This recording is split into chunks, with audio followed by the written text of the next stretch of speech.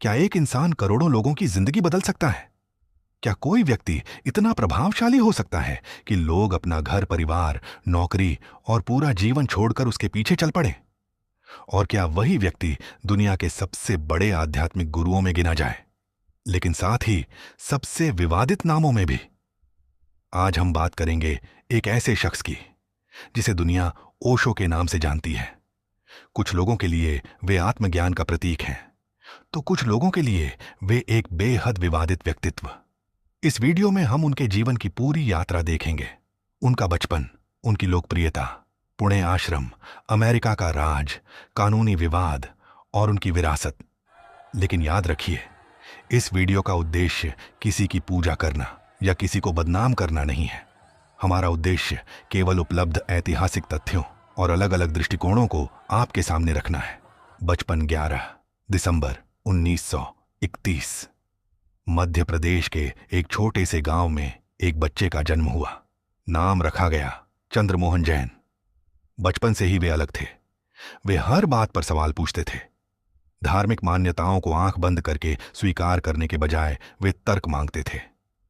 यही आदत आगे चलकर उनकी पहचान बन गई। उन्होंने दर्शन शास्त्र की पढ़ाई की और बाद में प्रोफेसर बने। लेकिन उनका मन केवल पढ़ाने में नहीं लगता था।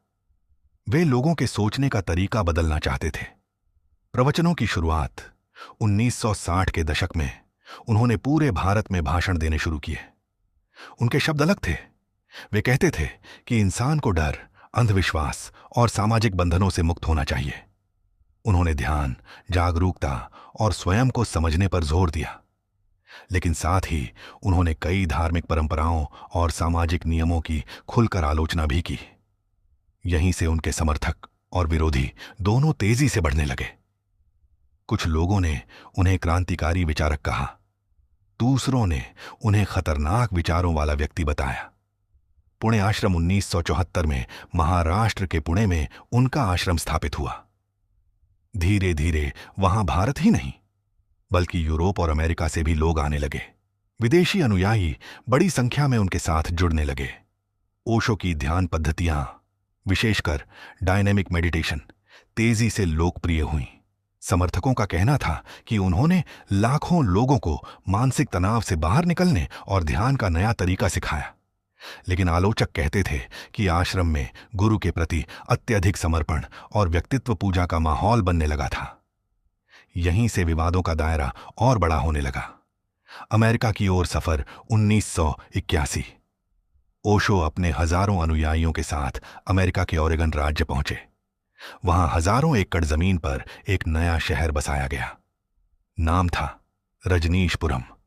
शुरुआत में यह एक आदर्श आध्यात्मिक समुदाय जैसा दिखाई देता था, लेकिन किसी ने नहीं सोचा था कि आने वाले कुछ वर्षों में यही स्थान दुनिया के सबसे बड़े विवादों में शामिल हो जाएगा। आगे क्या हुआ, यही जानेंगे अगले भाग में।